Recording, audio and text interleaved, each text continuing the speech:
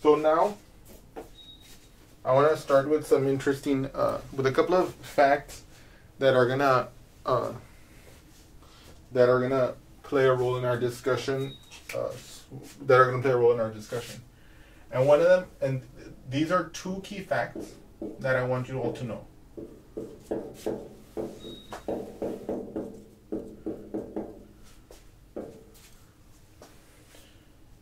One fact is that a fraction with the same number in the numerator and the denominator will equal to 1. Now, going back to our previous incarnation, or going back to our incarnation of the fraction as a part of a whole that has been specified as how many pieces of the whole that has been sliced equally are of interest to us. This makes sense. Okay, let me write that down and then it'll make even more sense.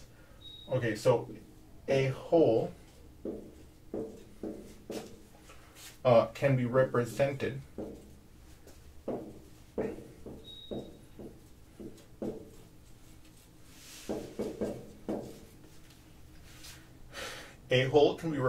as a fraction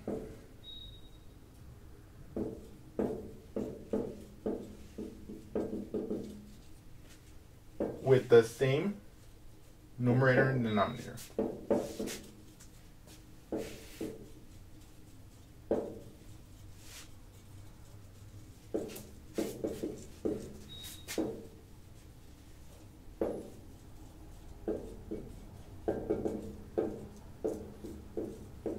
Okay, so for example, okay,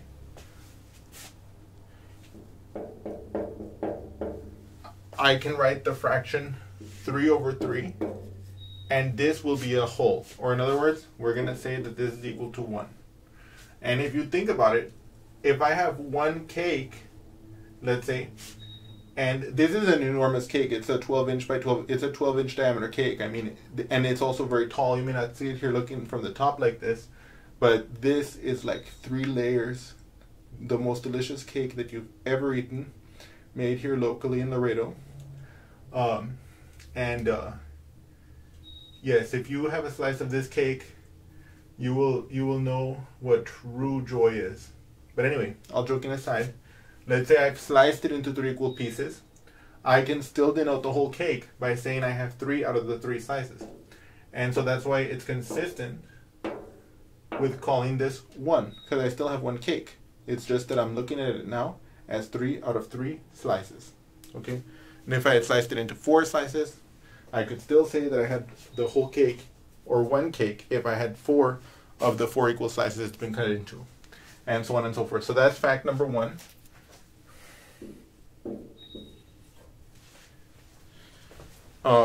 You can also see by the same kind of procedure that if you put 0 over 1 or 0 over any number, that will represent 0 also, because it like for example, if you look at this cake, if I represent that I have 0 out of 3 slices, then it still represents that I have 0 of the cake, right? So 0 over 3 would be 0.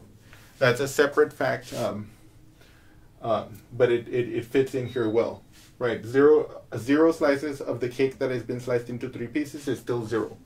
So I want you to notice these facts as important. And the reason why I'm bringing up this fact is because we're going to be able to use it in multiplication. Now, we don't yet know how to do multiplication with fractions, but we're going to learn that soon. And I want to show you this fact because it's a preview for what we're going to do next. And the preview is this. If I multiply 1 times 2, for example, I know all of you know that this means exactly 2, right? 1 times any number gives you that number back. 1 times 2 is 2. 1 times 3, let's say, would be 3. 1 times 5 would be 5, etc. And so that's what role this fact is going to play. That's what role this fact is going to play into our discussion. Okay. Now, what I'm going to do is I'm going to give you fact number 2.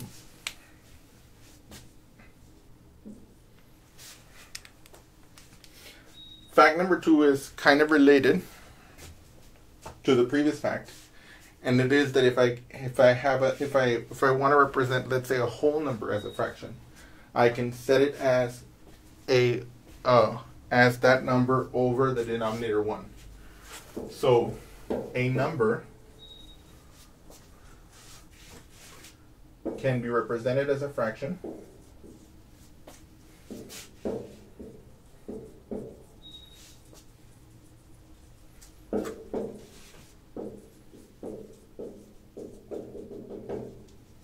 by setting it as the numerator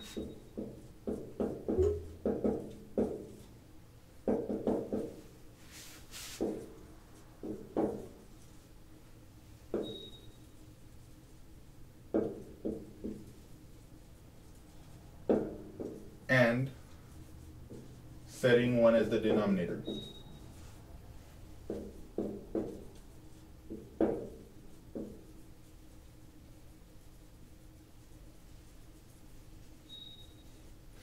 And so let me illustrate this as follows. If I have the fraction, if I have the number 3, I can write 3 as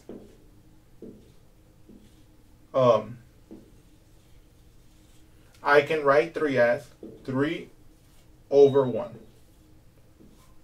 And if you think about it, if we go back to the way that we thought about fractions as how many slices you are interested in out of how many slices the whole has been sliced into.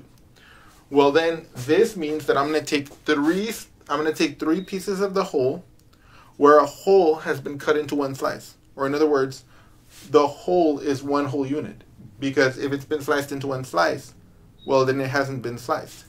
So 3 over 1 would be, well, let's go back to let's think about empanadas here, which is a special kind of sweet that's made in Laredo. Well, it's made in Mexico as well. But, you know, we're just going to have fun with these sweet problems, even though anyone who knows me will tell you that I'm not really a sweet person in terms of, like, liking sweet food and stuff. But you guys can make your own judgment. And if my recommendation to use empanadas as an example makes you experience the joy of having a pineapple empanada or a pumpkin empanada, then I will be very happy. Anyway, all joking aside, if you notice, I have 3 empanadas there. So why does that make sense? Well, it means that I have 3 where each empanada has been sliced into 1 piece.